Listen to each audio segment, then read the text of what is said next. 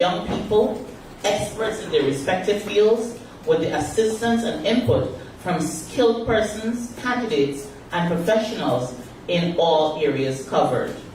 We came together through dialogue, consultation, and intense research to chart a new course for Guyana. This body of work stands as a clear commitment to inclusive development and sustainable growth for all Guyanese.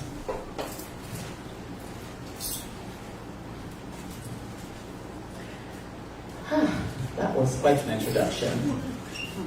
Now that you have an idea what we are about, at this point I would like to take the opportunity to introduce our first speaker.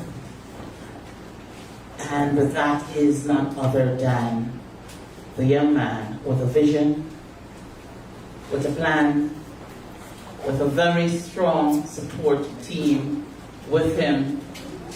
A young man who we are very proud of, and he continues to make us proud on a daily basis, growing from strength to strength. His yesterdays were not as great as today's. Every day is better than the day past, and I do appreciate that, and I'm very happy to call this young leader, not aspiring, but a leader. He's already been leading. He has led the course over the years in a number of areas, as you would have seen, particularly in his philanthropy work across this country, along with his family. I would like to introduce, and I would also appreciate if you would join me in giving a warm welcome to the presidential candidate of the Win Party, Mr. Azadin Mohammed.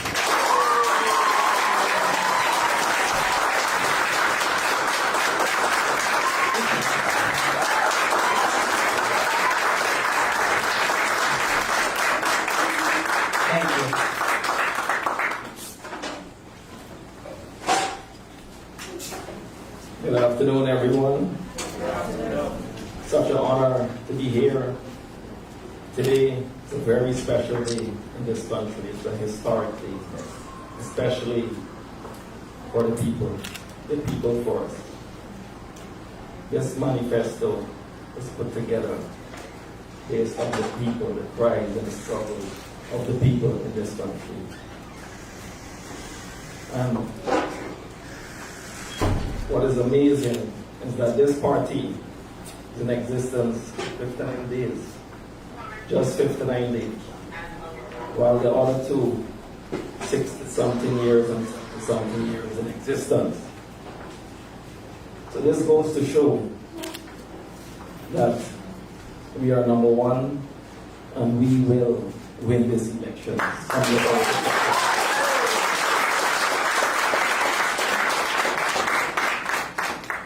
My fellow Guyanese, our founding fathers have toiled with purpose and passion to lay a foundation for a Guyana we all could be proud of.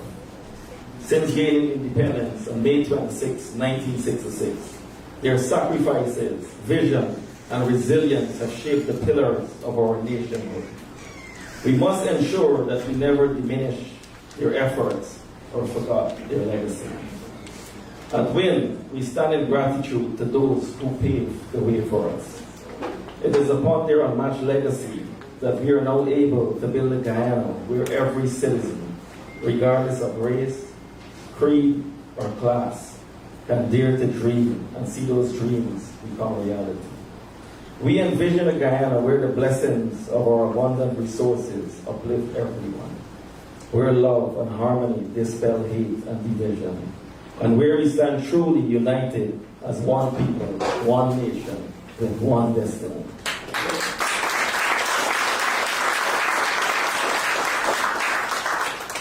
It is with this spirit that we unveil our WIN 2025 Manifesto, rebuilding on the foundation laid for a prosperous, unified, and safer Guyana. We are committed to working with everyone who is willing to put Guyana above self, for it is only in unity that all Guyanese can benefit equitably. This manifesto is more than words or a document.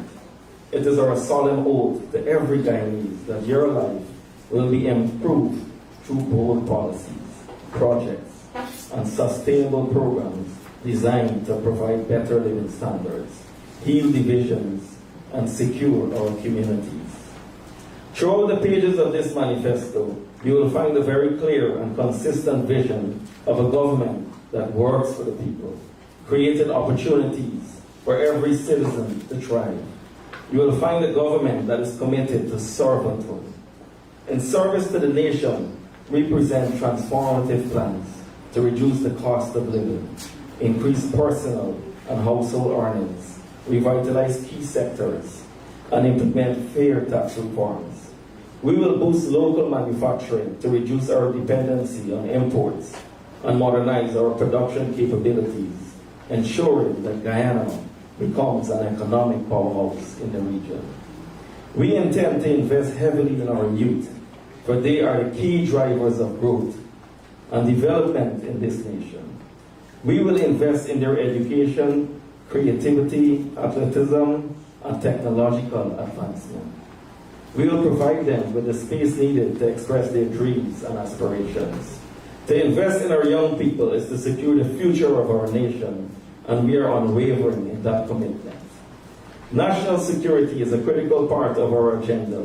We will spare no resources in asserting our sovereignty of every inch of the 83,000 square miles with which God has entrusted us as Guyanese. We intend to rebuild public trust through comprehensive police reform and the restoration of law and order.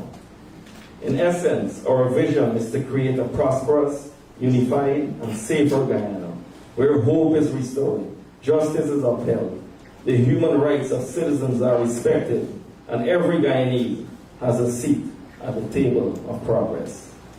When you vote for him,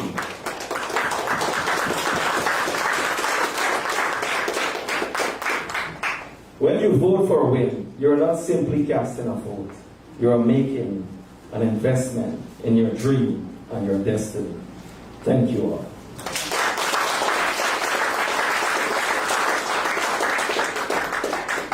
Thank you very much, Mr. President. I mean, our candidate. Look, listen, we need to practice, okay? At this time, I would like to introduce you to just the headline of some of our WIN initiatives, because I'm sure, as it was mentioned earlier, you're very eager to hear what those initiatives are.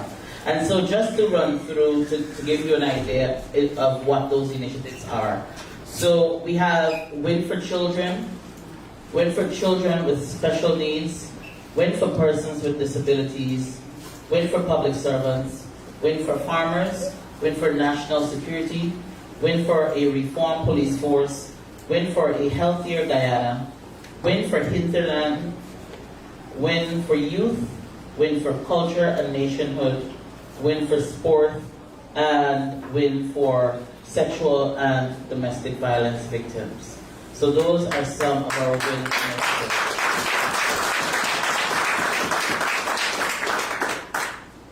At this point, just to give some context to different aspects of our manifesto, I would like to introduce my sister, my dear friend, and my colleague to speak on education and public services, Miss Tabitha. Sorry. Thank you very much. Thank you. Good afternoon, everyone. Good afternoon. Good afternoon. Okay, thank you. Well, this afternoon, I would like us to pay some attention. I think it's important that we pay a lot of attention to our children. To our children. And WIN has a national policy that looks at child development and education. It's called the Guyana Child Development and Education Policy. Improving the education that our children receive requires a significant investment from the earliest possible age. Evidence and research have shown that 90% of the human brain develops by the age of 5. Without a comprehensive and strategic approach to how we deliver early childhood education, we will continue to grapple with the socio-economic challenges that have been plaguing us for generations. A strong foundation will positively affect all other aspects of the growth and development of our nation's children. WIN will launch the Guyana National Child Development and Education Policy called Thrive from the Start, which will provide a transformative solution to the existing educational challenges. The Guyana NCDEP is buttressed on 3 core columns: early beginnings, primary years, and secondary years. This policy ensures holistic support from the prenatal stages of life, universal early childhood education, especially in our hinterland areas, and a curriculum that is inclusive and versatile as it reinforces pathways to technical and vocational education and training. With targeted investments in teacher training, mental health services, and regional equity, NCDEP will ensure that focus is placed on every child each step of the way. How we will do this? Our first pillar, called Early Beginnings, building a strong foundation through integrated health, nutrition, parenting, and early learning interventions. We will launch a Parent as First Teachers program with culturally adapted learning kits and workshops. We will develop a birth to 18 learning registry. We will incorporate life skills, physical education, the arts, and environmental awareness into the early childhood development curriculum. As we move on to Pillar 2, we will create a space in every school called the Learning Resource Center, where students will be referred to by their teacher to get additional support. We will implement multilingual bridging for Indigenous and minority language speakers. We will establish the Nestle Gopal Initiative, an alert system that tracks the attendance of every student. This will lead to an investigation into prolonged absences. We will create initiatives that will address the failure rates in math and English to bridge the gap that continues to occur at both Common Entrance and CXC levels. We will increase funding to remedial projects such as night schools to develop the skills of our mature populace, preparing participants for CXC, but also equipping them to go further afield. We will also reintroduce school buses and board programs and enhance infrastructure all throughout the country.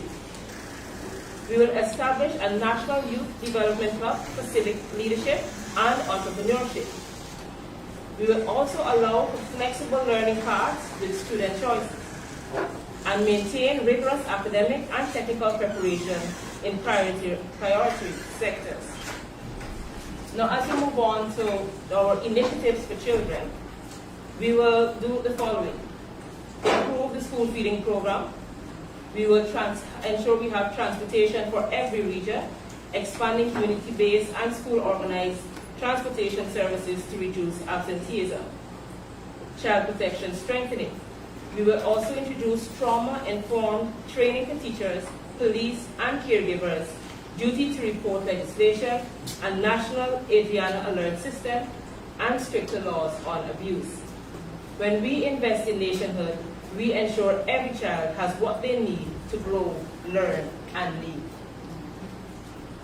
Then we will have the win for children with special needs. Too many children with special needs in Guyana have no access to resources, inclusive education, or specialist care. WIN believes every child deserves dignity, opportunity, and the tools to thrive. Against this backdrop, we will revise and increase training for teachers in special education. We will establish a partnership between the Ministry of Education and Health to provide speech, occupational, and behavioral therapy in public schools. We will introduce sensory classrooms in schools across all 10 regions based on a national needs assessment to support children with autism, ADHD, and sensory challenges. And we will expand access to Braille and sign language classes in schools, special needs classrooms, teacher training, inclusive educational materials, and assistive technology devices. When we invest in nationhood, we give children with special needs the chance to be seen and supported. As I quickly move on to modernizing the professional public service, we will do the following. We will enact a comprehensive public service act, define the roles of ministers versus permanent secretaries in regulations. We will make induction training compulsory for all new entrants, and we will re-establish or establish a National Public Service Training Academy with a focus on ethics, governance, ICT leadership, and sector-specific competencies. I can go on. There's a lot. We have 62 pages. But the last thing that I will say is for public servants, we will do the following. We will have a path to home ownership, where affordable lands, special loans for teachers, nurses, and members of the discipline services, and there will be a merit-based approach to promotions, and a pension reform where faster processing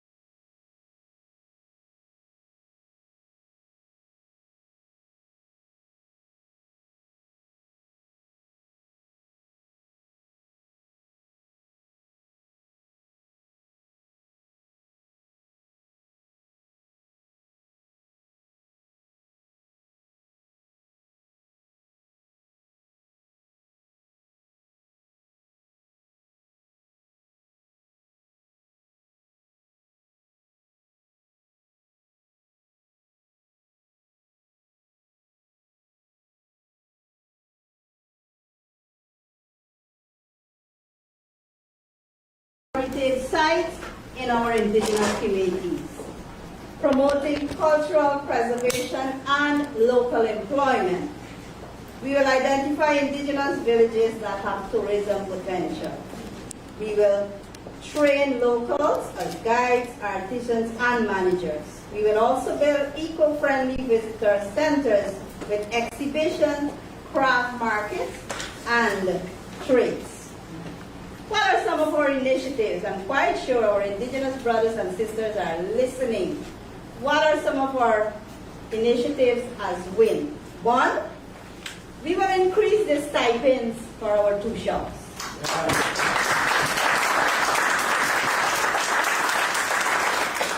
Our infrastructure development will include continuation of building of our roads that will bridge the coastline to the hinterland, and that will withstand all weather too. Our hinterland roads ought to be all weather standard. Education access. We will construct and modernize our schools with dormitories, train and retrain our teachers, and also we will decentralize our Guyana School of Agriculture and other technical schools within this region so that our children and youth can have access to education. Clean water and sanitation is a must for every Guyanese, irrespective of where you live. That's a basic human right. And so WIN will ensure that our hinterland brothers and sisters have access to clean water.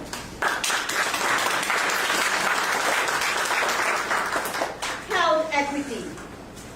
WIN's pledge to the hinterland is that no one should die from a snake bite. And you know, the often incidents that happen in the hinterland. No one should be allowed to die because help was too far away, or the flights couldn't get in, and the person was bitten during the night. And so we will upgrade all cottage hospitals in the hinterland to ensure that they are equipped with the necessary resources and have sufficient and efficient nurses, medics, and doctors.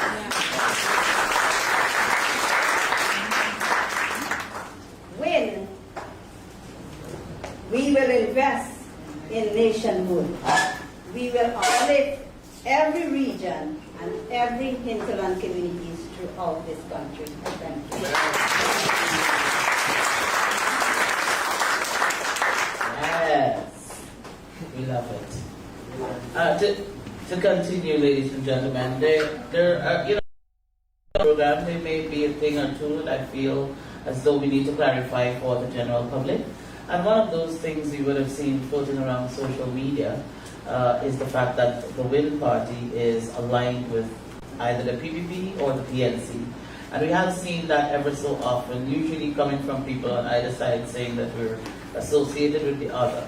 And so today we would like to say, as clearly as we possibly can, that we have absolutely no association affiliation with any of those parties. We stand alone. Additionally, I would like to say that because we have the best interests of the people of this nation at heart, that we are prepared to work with any party as it relates to the development of this country. And I do note that we have a bit of immaturity along the line of politics, where if a party is out of office and they were doing a project, that it is just neglected so that it could be used as something to be spoken about in the next campaign. A good example is the Durban Park situation, where that is being used as, oh, they did this and it's a waste of money. It is a waste of our money. And as a party, we want to ensure that we do not continue that culture of neglecting projects because it was done by a particular party. Is it for the people? Yes. And so we want to ensure that we do what is necessary. Thank you. We want to ensure that we do what is necessary to ensure that we make sense, as we would say here, that we support in any way, any initiative, regardless of which government it came from. If it is helpful to the people, if it is useful to the people, we have got to move away from immature politics and saying, oh, this is a PPP thing, this is a PNC thing. Is it a Guyanese thing? If the answer is yes, then we support it. Right.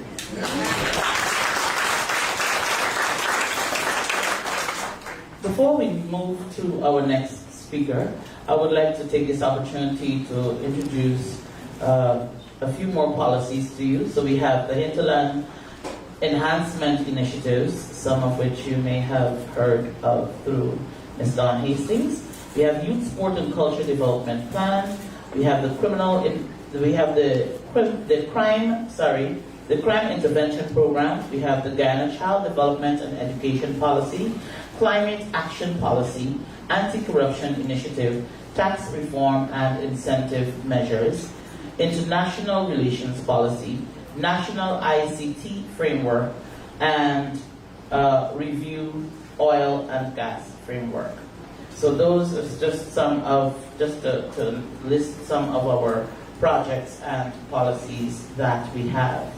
At this point, I would like to introduce yet another colleague, a very eloquent young man to the extreme end of the table, Mr. Vishnu Pandey, who will be speaking on Agri-Vision 2030.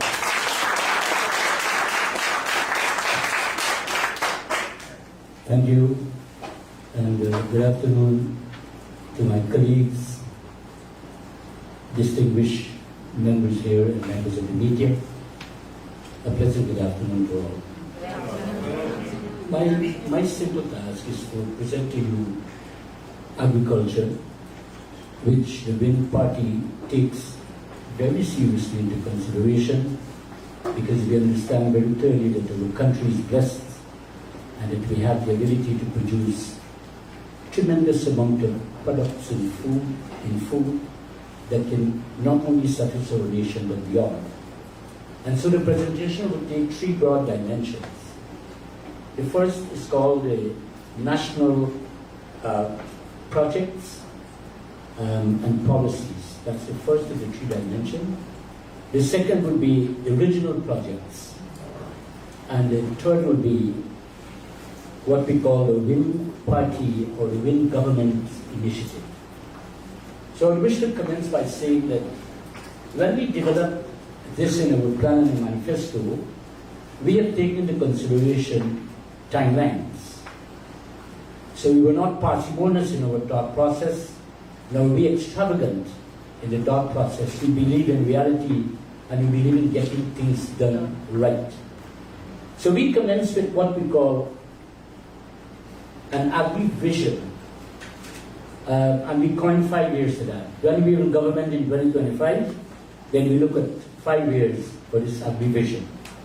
And with agri-vision, there are some broad headings here, and one we speak of food, which we understand will give the requisite nutrition that promotes good health.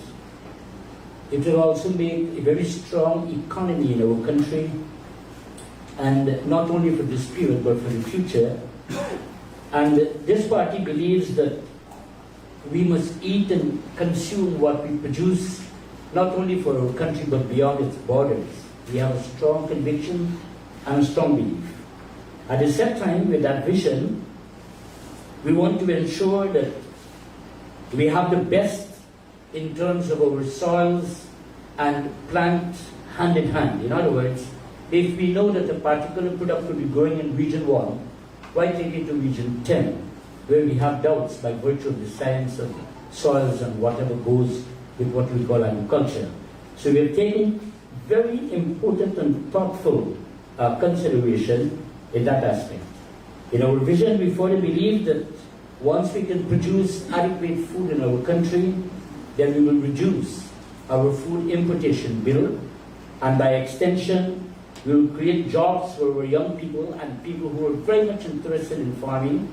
And we are blessed because the whole of Guyana, we think all our regions, we will find farming taking place in some form or another. In addition to that, we will support the farmers We will stimulate especially our hinterland development with agriculture, and we will ensure that we provide the requisite options that agriculture can hold its rightful place in our country. And that's for the Agri-Vision 2030. Now, how do we achieve that? And I think this would be the burning question of all. How will we go about achieving that? Now, we want to develop, first of all, incentivized farming. And this was done by Europe and many parts of the world.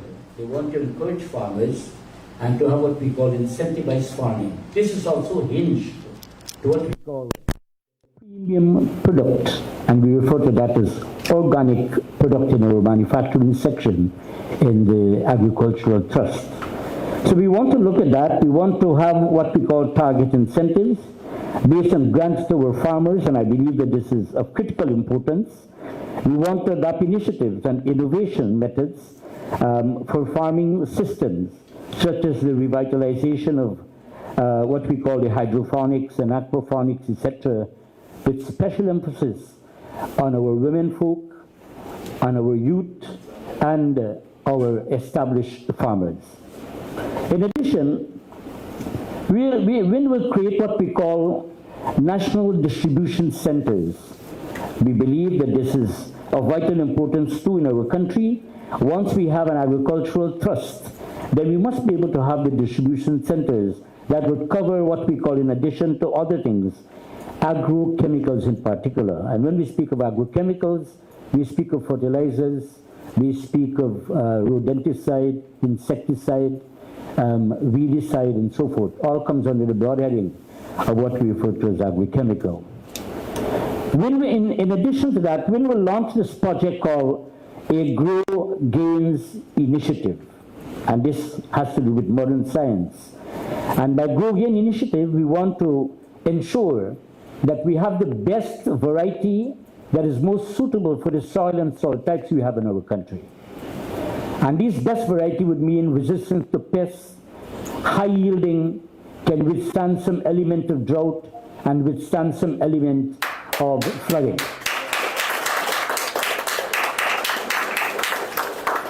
This is purely scientific, and indeed, we will have the requisite research center, well prepared, well furnished, with all the requisite equipment that is required to ensure that we follow this path and that we put that into action. Further, marketing has been one of the crucial and of vital importance when we speak of product and manufacturing. We will ensure that we expand our marketing. We will be having well-trained and people who are desirous, people who have the initiative and the drive to go ahead with market and market forecasts. We're not going to only look at things that, okay, we produce certain items and we sell them for whatever we get. We'll be doing that scientifically by having market forecasts with the best prices that can be available. And to support our market forecast, it means that whatever we produce, we must have place to keep them. We will ensure that they're more than adequate, if not, more than adequate storage and processing plants to ensure that our products don't go a waste.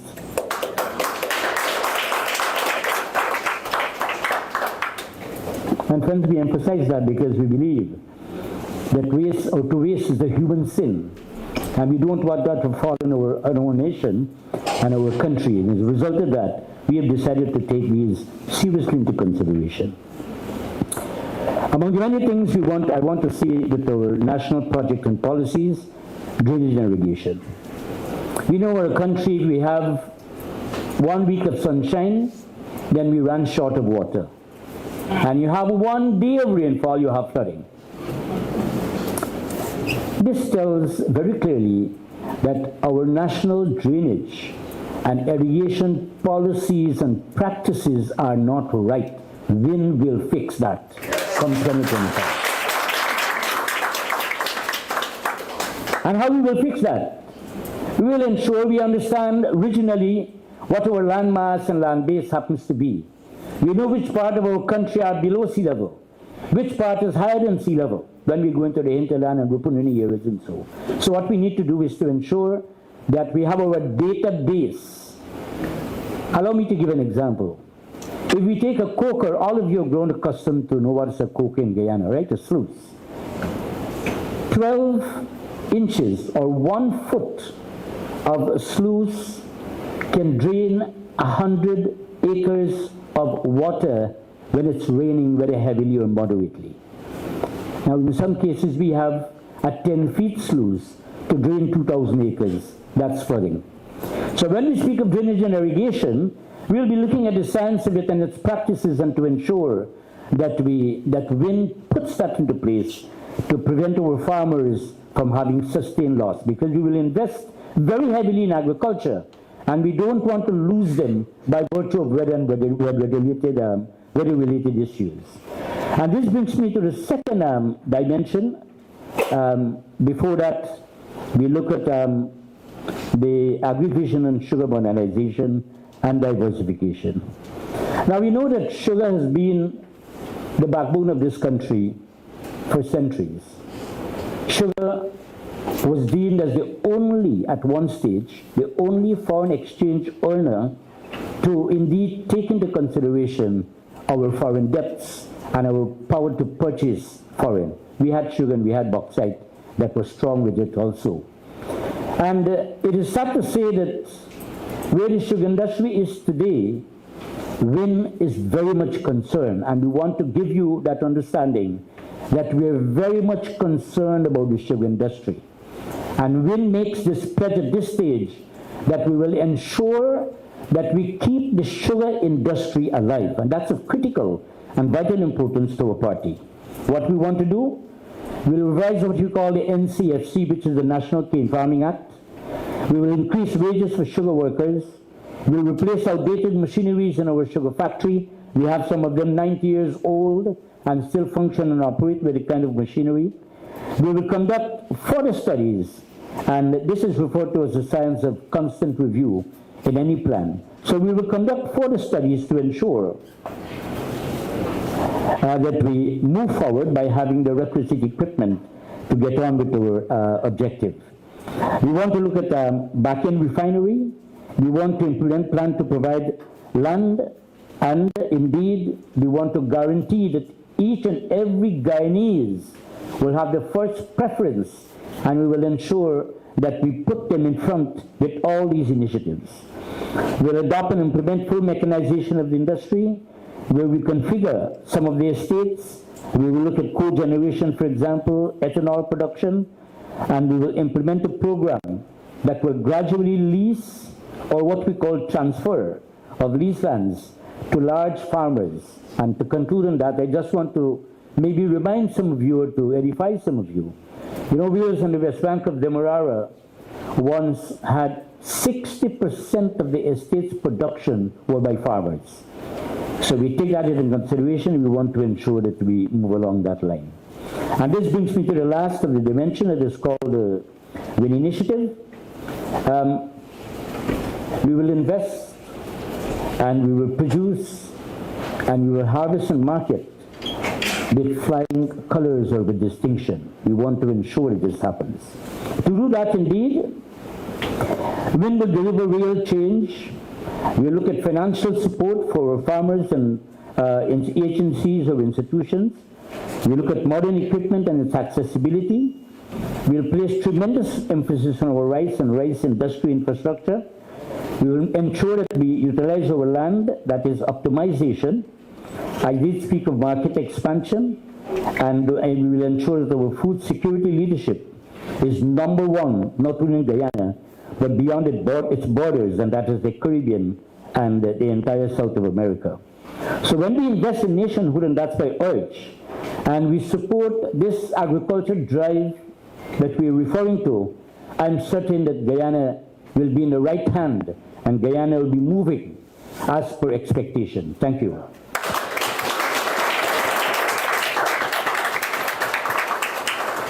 Thank you very much, Mr. Pandey.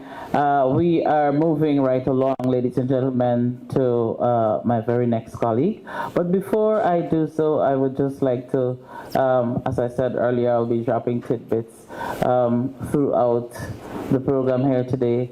And I must say, if I can take this opportunity, you know, in Guyana we say you don't toot your own horn, but my thing is when you're sitting in the driver's seat, you're closest to the horn, so there's no problem with tooting your own horn.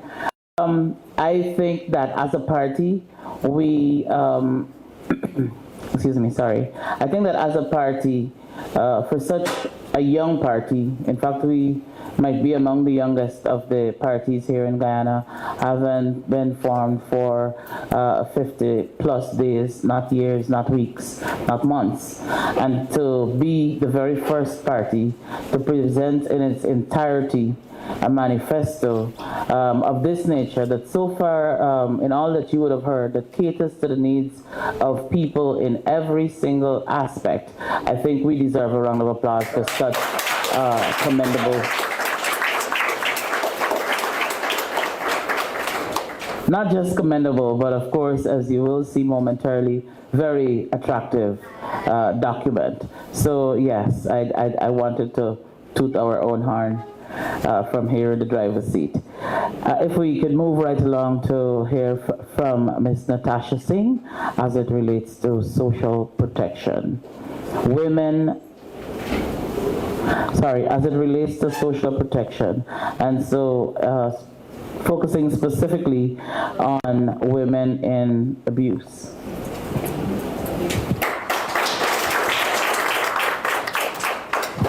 Good afternoon, everyone. May the peace and blessings of Almighty God be with us all. My president, just minutes ago, told us about some bold policies and bold initiatives for the WIN party. And for social protection, one of our very first bold policies will be to decentralize social protection in this country. By doing that, every person who qualifies for public assistance must be able to access public assistance regardless of who you support politically.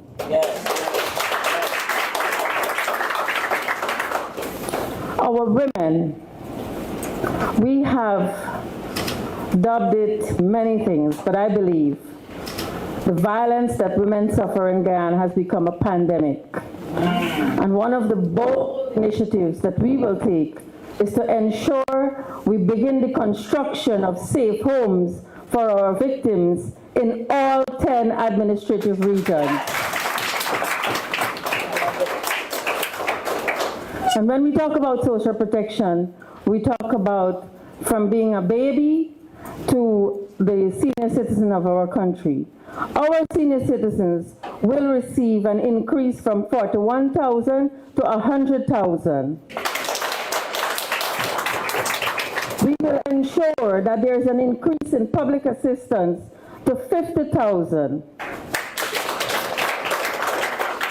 And as I was asked to look specifically at violence against women, I believe that if we empower our women economically, they can take care of their business on their own. One of the WIN's initiatives, particularly for our indigenous women, we will increase carbon credits revenue.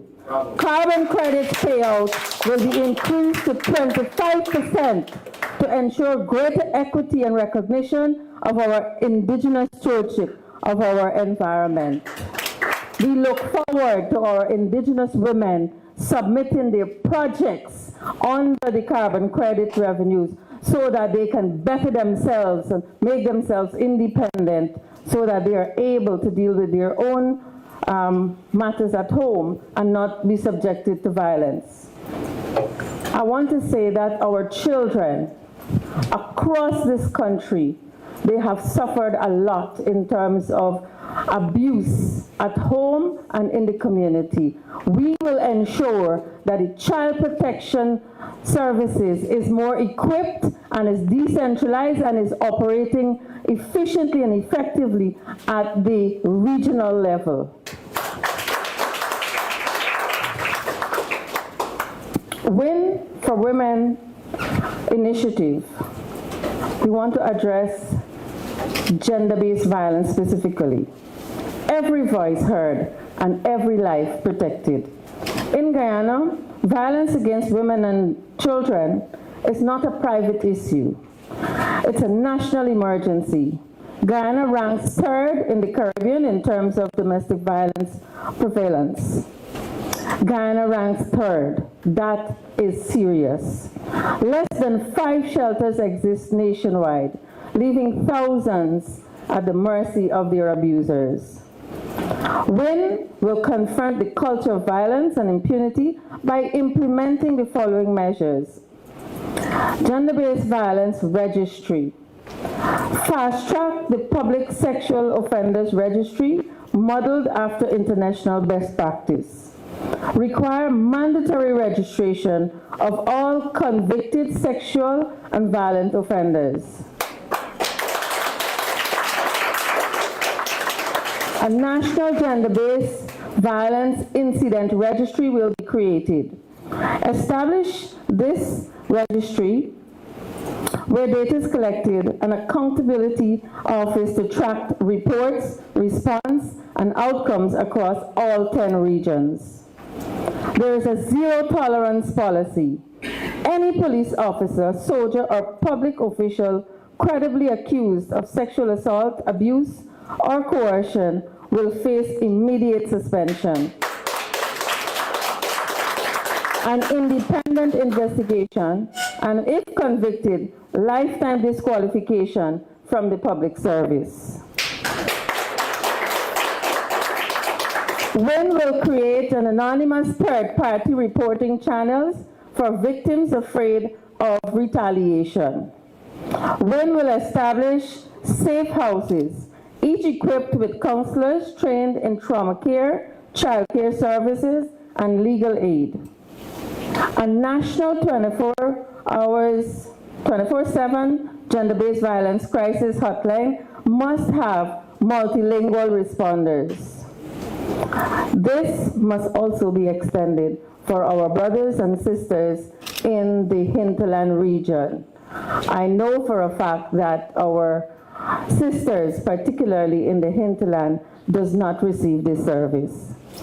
WIN will expand mobile units to reach victims in the interior regions. When we invest in nationhood, survivors are believed, abusers are punished, and silence is broken. We will ensure that what our president says in relation to national security, the Ghana Police Force is strengthened to do what they are asked to do, protect our people. And so they will have adequate transportation, and they will receive adequate training, and they will be held accountable to ensure that our women and children are protected. Thank you.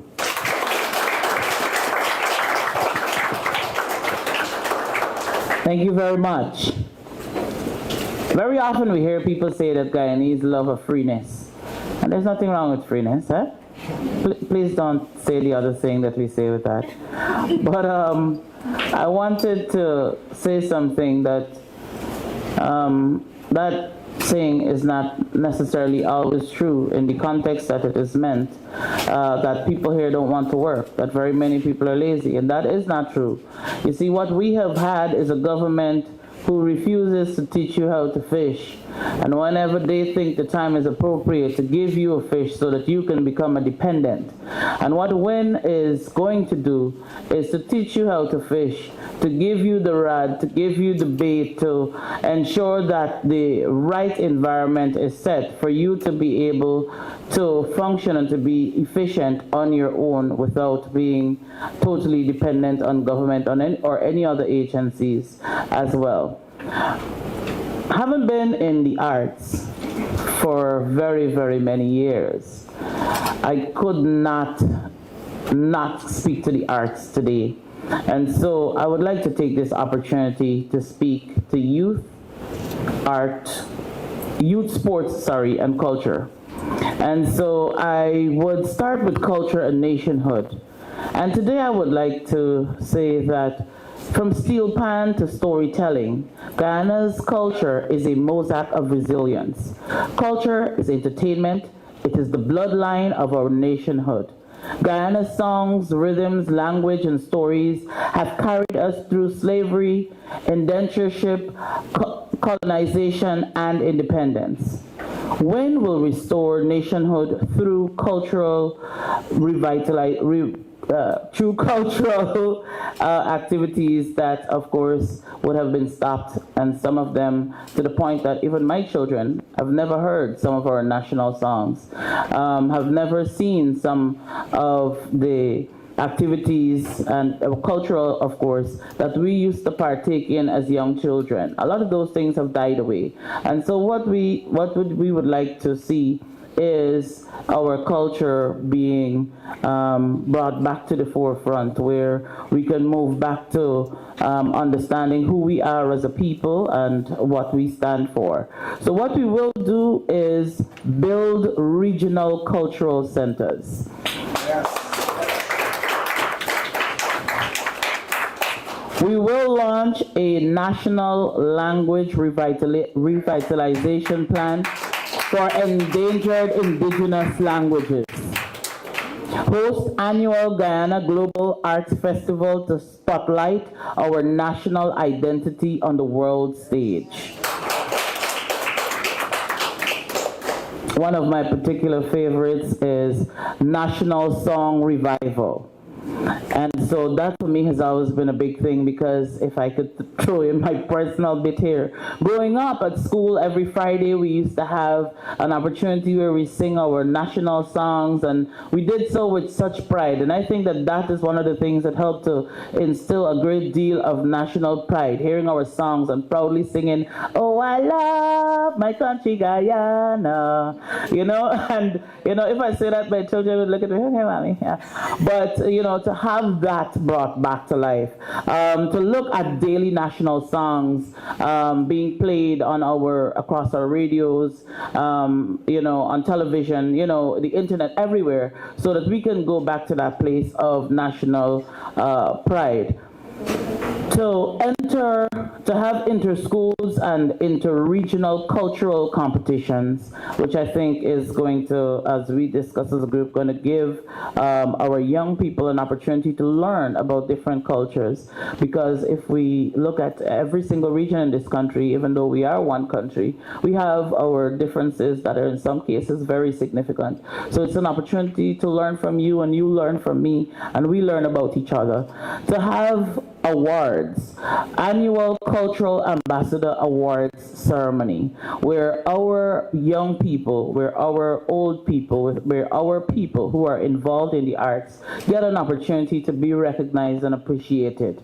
It is with a very, very broken heart that I mention the likes of Henry Rodney, the likes of Habib Khan, who had been icons here in this country, and after their deaths, there has been nothing to preserve what those people and very many others has brought to the arts. We have Ms. Daphne Rogers, who has served for so many years. I'm sure if you ask some of the very young people in theater who Ms. Daphne Rogers is, they have absolutely no idea, much less her contribution. And so I think as a country, we need to appreciate and preserve our culture, and to preserve the stories and the lives of those people who have contributed significantly to the arts.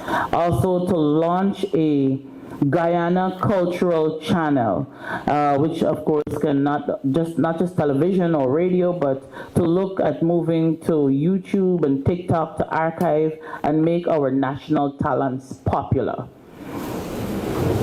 We invest in nationhood. We reclaim our culture. And to speak to youth, Win for Youth, which is one of our initiatives. In fact, what I spoke about earlier is also one of our initiatives in terms of culture, but another initiative is Win for Youth. Believe, belong, become. Despite representing half of our nation's population, too many young Guyanese face unemployment, mental health crisis, and limited prospects for achievement. 1 in 3 young people contemplate migration. WIN will invest in policies to empower, protect, and uplift our young people. We will unlock youth power by youth employment programs, paid internship for 10,000 youth per year, and national upscaling programs in tech, agriculture, trade, and arts. Entrepreneurship and innovation hubs. Build 25 youth innovation labs across Guyana with Wi-Fi, mentorship, seed funding, business support, and tools to turn ideas into reality. Mental health and life skills. Hire 200 school-based counselors, scale mentorship programs, and fund community outreach on suicide prevention and gender-based violence. And of course, as it relates to suicide prevention, we would have seen as well an increase, and I'm unable to understand why is it that we have such a large increase and there are no interventions being had on a national scale. We would like to recognize and implement programs for such. Civic and leadership development. Provide scholarship for youth-led community services and to expand political internship. Sports and arts investment. Build/rehabilitate 50 safe, equip community centers, direct funding for youth clubs, scholarships for athletes, persons in the arts, gears, mentorships, access to global representation, and agent support for sourcing brand deals and contracts. And, as we would have seen in very many instances, we have our athletes, and the only time there is a hurrah about these athletes is when they come back with a medal of some sort. And so we want to ensure that we have projects and we have initiatives in place to ensure that our athletes are supported throughout. They have sufficient gears, they're able to train, they are given incentives to be part of trainings and so forth. So we don't have our athletes going on television and trying to solicit funds because we have not been able to support them in a way that they can support and sustain themselves. Also, I know that most of us know the program as the STEM program. I too had to learn about this as well. So STEM is now STEAM. So we have STEAM and AI education, a national push for science, technology, engineering, arts, math, and mathematics and artificial intelligence in schools by launching the AI for Youth program. Launch code boot camps, robotic clubs, and STEAM scholarships for over 5,000 youths annually. We invest in nationhood. We give our young people the tools to dream, to do, and to define their future. Lastly, sports. I know many of you, when you hear sports, you think of physical sports, but we're talking about sports in its entirety, just in case you're wondering what sport I could possibly be talking about. This, however, is another WIN initiative that we have. It's WIN for Sports, and it is to strengthen sports and unite and unify in the spirit of sports. So just to list a few of the initiatives that we have under sports: infrastructural access, upgrade existing facilities and increase 100 safe fields and recreational spaces by 2030. WIN sports scholarships, award annual scholarships to promising youths in all regions, covering gears, travel, tuition, and nutrition. School Games 2.0, full calendar of inter-school competitions in 10 plus disciplines. Elite athlete pathway, Identify and train athletes from an early age to elite level in the regional training camp with our nutritionist, coach, and physiotherapists. Athletes to ambassador. To train national athletes in leadership, branding, public speaking, to represent Guyana at home and abroad. Sports for all. Inclusive access for girls, differently abled and marginalized communities. Establish Indigenous Sports Rivalry Day to promote traditional sports like archery and canoe racing.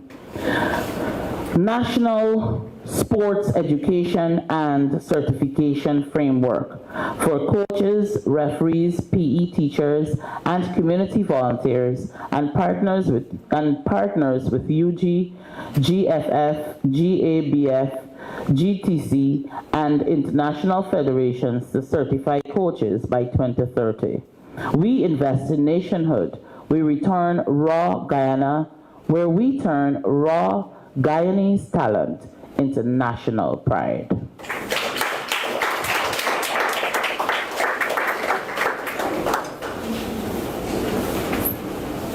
I have said quite a lot, and I would like to give an opportunity to the leader, of course, to share a bit on increased cash incentives. So, well, let's welcome again Mr. Azuddin Mohammed to the mic.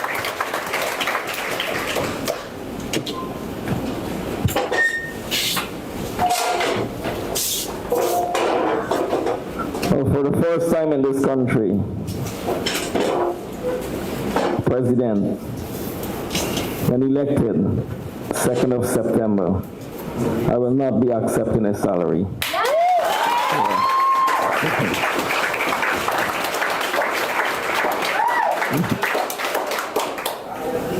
This salary will go to help the vulnerable. The vulnerable people.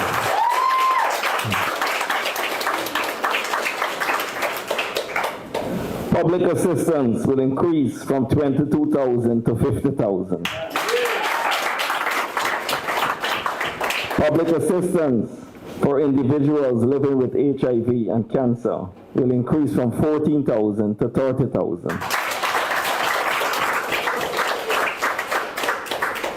The old age pension will increase from 41,000 to 100,000.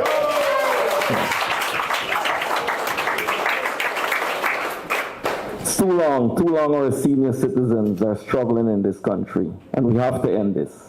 And we will end this come the 2nd of September.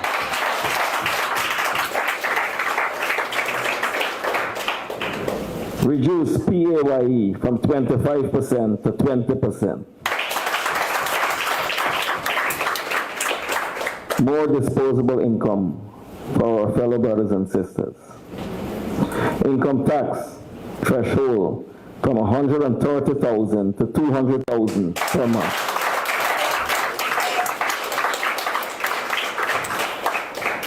And you know they're going to want to come out and say it's not sustainable, but we know it is sustainable. The Because We Care Cash Grant from $55,000 to $100,000.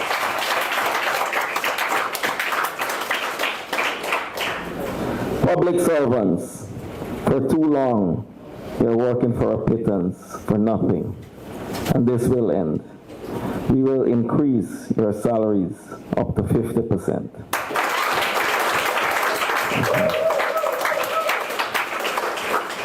And also, we will engage the private sector to increase the private sector minimum wage.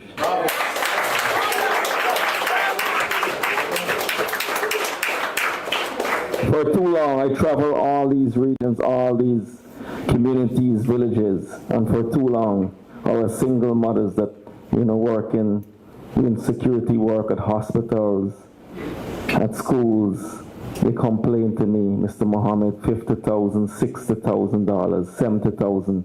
I gotta work for the sun and the rain. in harsh conditions. But rest assured, we will engage the private sector so they will up your wages. Thank you.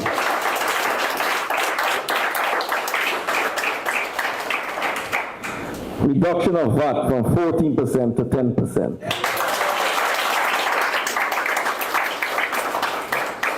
And we will expand the list of zero-rated items.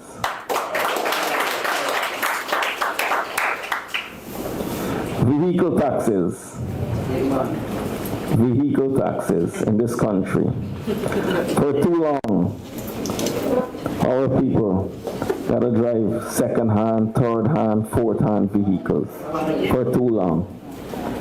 Used vehicle from 0 to 1499 cc.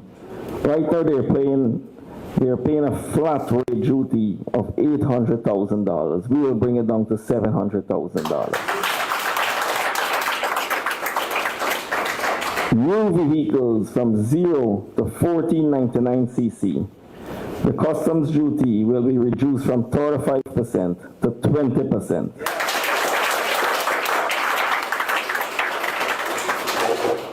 All other classes of vehicles, including four-door pickups, will see sweeping reductions of up to 60%.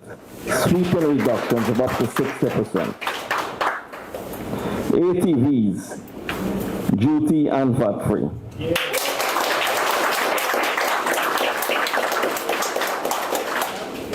Outboard engines of 75 horsepower or less, VAT-free.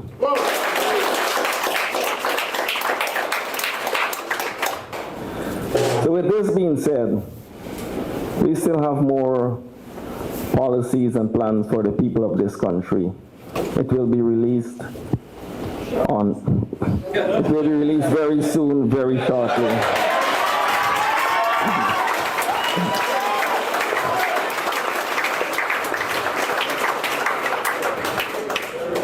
It is time for the Guyanese people. It is time for our people to live a better life. They must live a better life.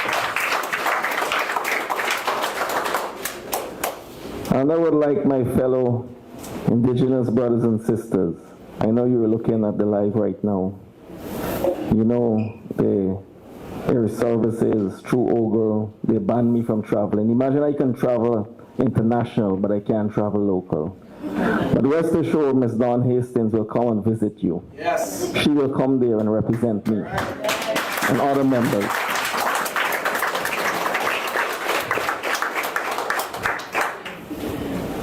I met tens of thousands of indigenous brothers and sisters, and they complained to me. I saw their struggles and cries, and rest assured, we have everything in place so that you can live a better life.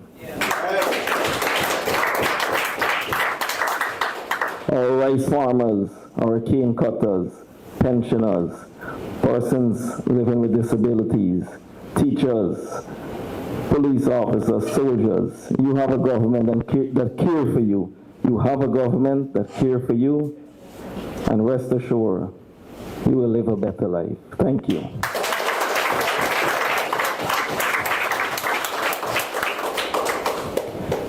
Thank you very, very much. Ladies and gentlemen, this is the moment that we have been waiting for. Somebody said anticipating for. We will now have our manifesto be officially available. And so if you could put your hands together, ladies and gentlemen, the manifesto is going to be... What we have is the barcode on the walls. And so every single agency, every single person in this room, if you can take the opportunity to scan those codes before you leave, you don't have to do it now. Then the manifesto becomes available. Additionally, for those of you who might be viewing on the live at home or wherever you are, the manifesto is also going to be available online. And so you would be able to... Pardon? Yeah. Okay, so you would be able to view same shortly. Very soon. Additionally, I would like to say at this point, we are going to open the floor for questions, and I want to say two things before we do that.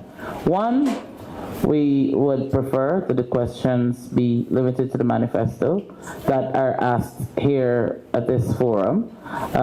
You can see, Mr. Mohammed, before you leave, to ask any additional questions as it relates to any other thing, any other business.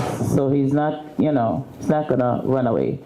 So we just would like to have those for the formal bit of today to open. So any questions that you may have, and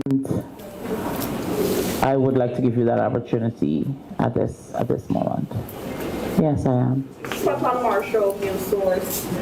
Mr. Mohammed, you listed a number of measures, a menu of measures. How do you intend to fund these measures, given that there was tax reduction? Where would you be sourcing where would the money come from? And how do you ensure that financially we remain very stable? That's the first question. I think one of the speakers spoke to addressing corruption in the statement. So my other question has to do with that. Now, someone spoke about anti-corruption initiatives. I would like to know how you intend to address corruption. Could you elaborate on that? And how do you intend to address the issue of money laundering, taking into consideration what the AML-CFT regime calls for, and given the sanctions, how do you intend to ensure, which is important, that should you be elected to government, what would you do to salvage the situation, to safeguard the country from any sanction and from crippling the financial sector? And that question has to do with corruption and the financial system. So those two for now. Thank you.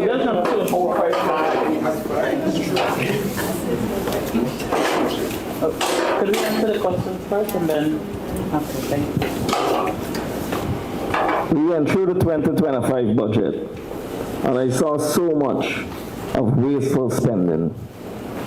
For example, $23 billion in medication and drugs, right, that are being dumped. $23 billion in expired drugs. $19.5 billion NDIA in drainage, yet flood.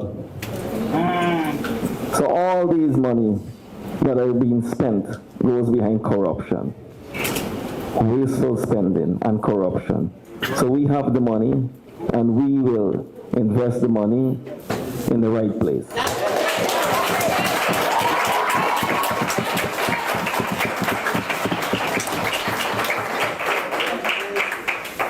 We are investing the money in our public servants, our pensioners, persons living with disabilities. We had a budget, $1.1 billion, $1.1 trillion, sorry. And billions of dollars are going behind corruption. 25 to 30% goes behind corruption. So that same money we'll invest in the people.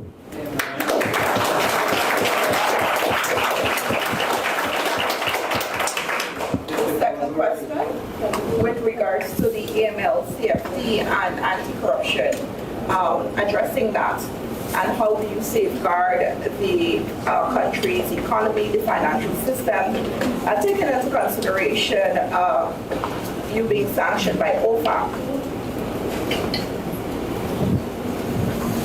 How do you salvage the situation should you be elected to government or the parliament? Presently, when we take office the 2nd of September, the United States of America will work with us. Will work with us.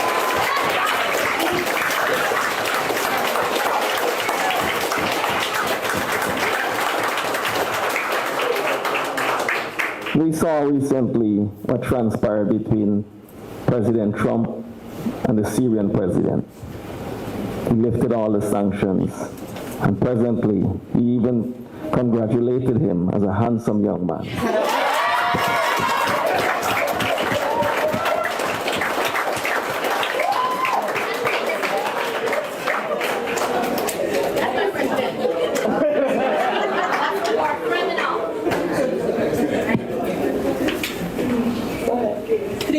News. Mr. Mohammed, your critics have said that you're unable to coherently speak on major sectors of the economy. What input did you have in the manifesto, and what are three of the most important features of the manifesto and why? My next question, how do you plan to maintain U.S.-Guyana relations, considering that you have been sanctioned by the U.S.? And my last question, Guyana has over the years built a very strong relationship with the Chinese. How does WIN plan to navigate same while maintaining the relationship with the U.S.? That's it? Yeah. The second question, we already answered that before, as it relates to when our party, our movement take office. Yes. As it relates to the Chinese, our people throughout this country, all 10 regions, they complain to me that being forced out of their business. But we will put systems in place so that won't happen. We will put systems in place so that won't happen. And let me hear you back on the first question. What input did you have in the manifesto, and what are the three most important features of the manifesto? Oh my, the input. It's 22 hours a day. 22 hours working a day. For many days.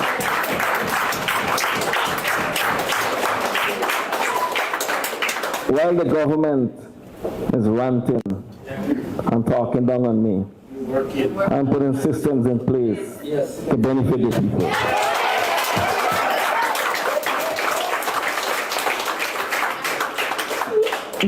Before we take the other question, I would like to take this opportunity to expound a little as it relates to our relations with the Chinese or any other country or any other business entity. The thing is, in as much as Guyanese blame the Chinese and the Venezuelans and we blame everybody, the failure has come because our government has failed to protect us, to ensure that our zoning laws are enforced and so forth. And so if you come into a place where the system doesn't work, then it gives you an opportunity to do as you please. And so I would like to say that it does not make any of, whether it's Chinese or Americans or people from Venezuela, Brazil, wherever, it doesn't make those people our enemies. Our enemy should be the government that allowed these things to happen. They are the problem.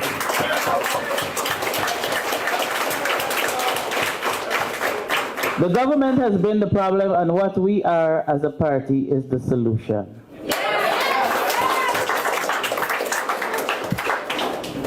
Gerald Bryan, NCN News. My first question, the review of oil and gas was mentioned as one of the headlines in the party's manifesto.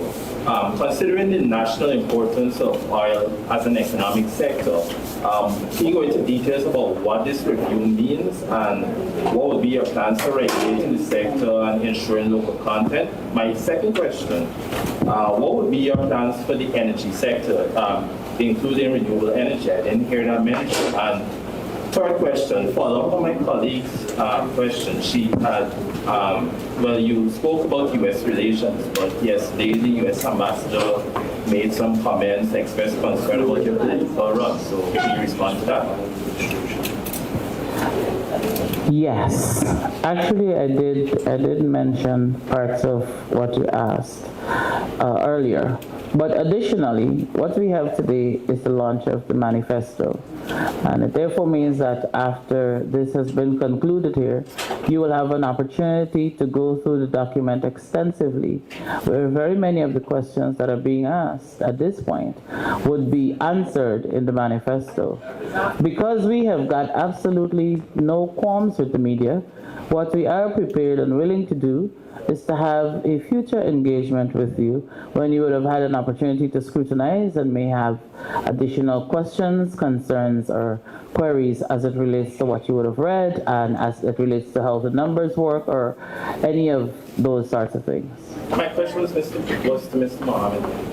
I know, but I'm answering the question because we are here today as a panel, as a team, as a family, and so anybody can answer. But if you want to hear from him, here you go. Yesterday I saw NCN posted some pictures. You know, it's so biased to see how these agencies, how they will operate. We had an outreach at Parfait Harmony, scheduled for 5:30. So I arrived early, you know, to interact with my supporters. So they took out pictures with me and about 6 persons. But why you didn't post the pictures when we had close to 1,000 persons there?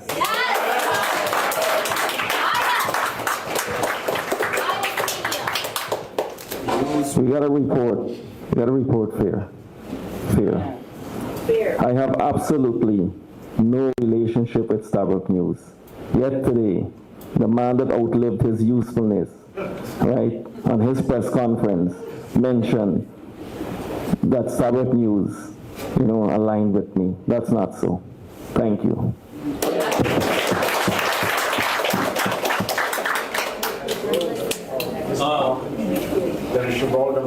Sir, if I can press point, I would like to hear, at least briefly, what's your plan for the production sharing agreement with ExxonMobil? And secondly, why do you believe the United States will work with you whether you're in government or opposition? And thirdly, going to some of your plans and programs, can you explain to us quickly how much the Treasury will have to give up in terms of the tax concessions on an annual basis, and how much you think your projects and your increased salaries and pensions will cost the Treasury on an annual basis? Well, the first one, we will engage ExxonMobil in negotiations for fairer terms on the 2016 PSA. It's in the manifesto. All the questions, you know, everything is there in the manifesto. And with the U.S., I don't want to comment on that anymore. We'll comment on that at a later time. Thank you. And sir, the tax concessions, how much would the cost of Treasury on an annual basis, and your pensions, how much you think it will also cost of Treasury? Increased pensions and salaries. Well, the pensioners, we have about 5,000 pensioners in the country. So it will cost us $60 billion per year. On your increases? Yes, on my increases, $60 billion. And tax concessions, when they have to give up those, how much it will cost for Treasury annually? We average about $200 billion total. And we have the money, sir. Yes. We have the money.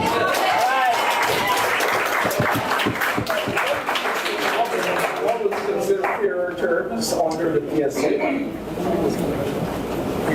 What will you consider as fairer terms in approaching ExxonMobil? We will engage with ExxonMobil when we take office, and we will try to ensure that we can ring-fence some of the projects. We'll discuss this with them. Thank you. Mr. Mohammed, Leroy Smith, Beck Smith News Watch. Has the party decided on a prime ministerial candidate, and can you also say what your cabinet would look like with respect to balance of gender and ethnicity, please? Well, you can see it right here on the head table.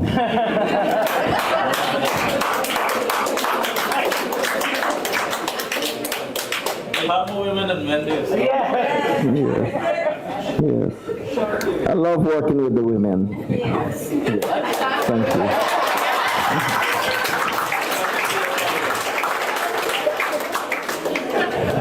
It's coming very soon. But you never know, sometimes it's sitting, sometimes a person is sitting right here on the head table. Thank you. Good afternoon, Michelle Uriah from the newsroom. A few questions from me. In the first instance, could you say how you plan on addressing labor shortages, particularly in the healthcare and construction sectors? Could you perhaps, I know you mentioned solar and wind energy briefly, but could you tell us perhaps your plan for power generation? Is that something most people are interested in? Could you tell us how you plan on stimulating economic activity, particularly in the private sector? And finally, could you talk about your plan for continued environmental conservation? You asked a lot of questions. I want to repeat what was said by the chair and the GS of the party, the chair of the, that basically everything that you're asking for is in the manifesto. And we would like you to have a chance to read the manifesto, and then you can come back with any further questions, because all of those questions you asked, the answers are in the manifesto. We look at labor shortage, and we look at solar, wind. We understand that power generation is an issue, and we have taken that into consideration. It's in the manifesto, and I think you'll be surprised at how much work went into the manifesto and the information that is there. And we know that once we win, we will be able to do what is best for the people of the country.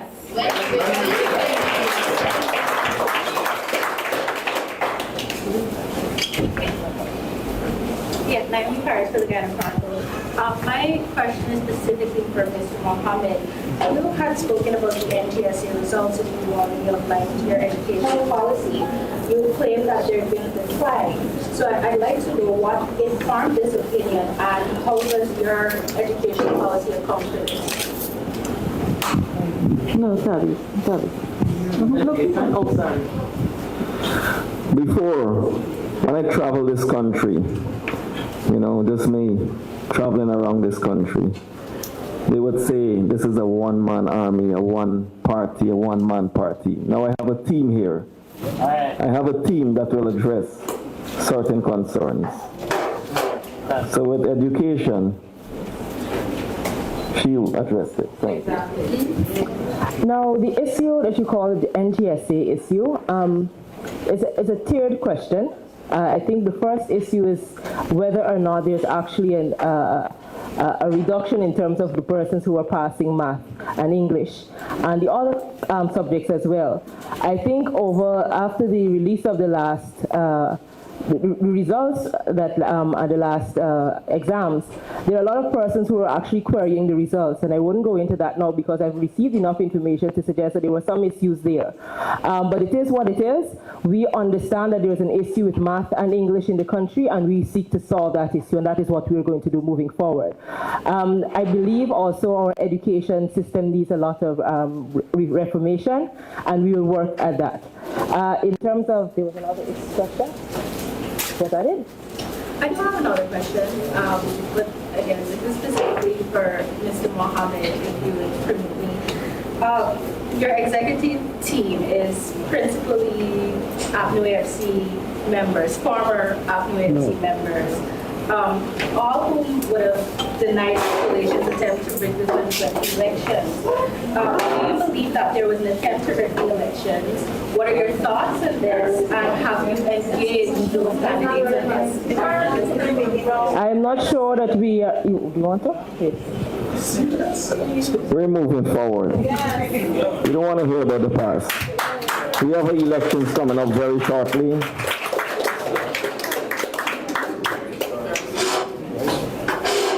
I have a village that is expecting me. We got to go out and meet our supporters because we have to win this election. It's a must. Yeah. After all, we are one people, one nation, one destiny.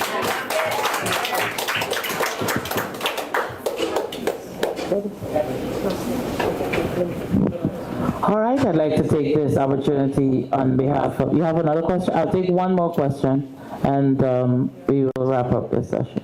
I just want to come back in quickly. I've just only been able to read your energy plan so far from the manifesto. And Okay. I don't know that it mentions wind and solar, as you mentioned in your presentation. I just like if you can tell us perhaps what's your expected power demand? What's the power demand you're aiming to satisfy? Because I don't see it mentioned here.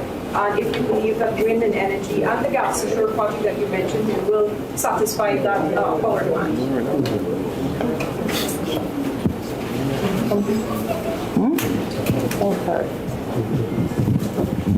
Thank you.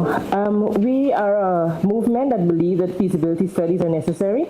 Yes. And so when we get in, we believe that's the first step in figuring out all of that. We understand that the lack of power is an issue, and we have enough sunshine to deal with that. And so what we will do is a feasibility study to see exactly how that will impact the lives of our Guyanese people.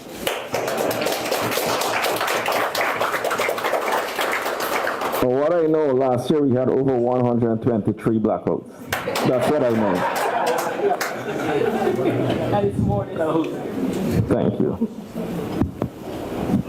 Thank you very much for those questions. At this point, I would like to say a special thank you to the media, to our very good friend in the diplomatic community, for all of our candidates who are here with us today, for those special invitees who are also here with us. We want to say thank you on behalf of the team for coming out. And of course, we are more than happy to engage with the media, with private, public sector, on any issues going forward. Today, we are just taking this opportunity to launch our manifesto and to lead the way as we have been doing all of the time. So we lead, others follow. You will see other manifestos coming out soon, but we have done what we have got to do for a party that has existed under 3 months. I think, again, we deserve a round of applause. It's quite commendable.